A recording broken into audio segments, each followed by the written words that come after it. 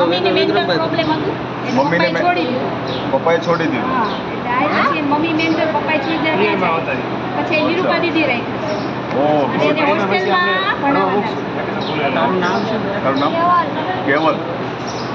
અરે કોઈ ડરવાની જરૂર નથી. અહીંયા જો જબરદસ્ત થોડો મોટો પરિવાર છે અહીંયા. મોટો બરાબર છે, બહુ મોટો પરિવાર છે. હોંસલો રાખી, બુલંદ રાખી અને આગળ વધવાનું છે, લડવાનું છે આપણી જિંદગી સાથે. બરાબર છે, બધું ભૂલી જવાનું.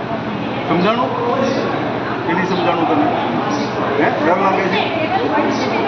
ડર લાગે છે? કલેક્ટર બનવાનું ને 5 પહેલાં શું બને?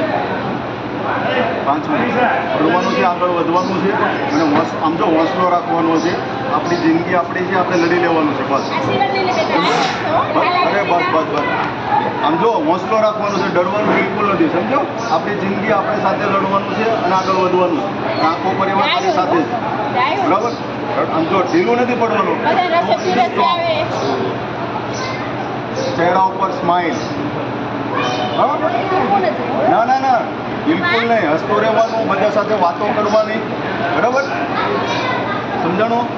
એક મંત્ર યાદ રાખજે, બધા સાથે હળી મળીને રહેવાનું અને એકદમ મસલા સાથે જીવવાનું. આગળ જતાં આપણી જિંદગી બહુ લાંબી છે અને લડી લેવાનું. ઓકે, સરસ, ગુડ. ચાલો ભાઈ. અશોકભાઈ જાય છે. અશોકભાઈ ચાલ આવજો.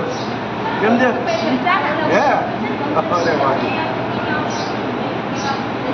હા, જય શ્રી કૃષ્ણ. હે, બસ અહીંયા જ છીએ. બસ અહીંયા તારી પાસે જ. ના, અહીંયા જ છીએ. ઓફિસ બાજુમાં જ છે. બસ બસ.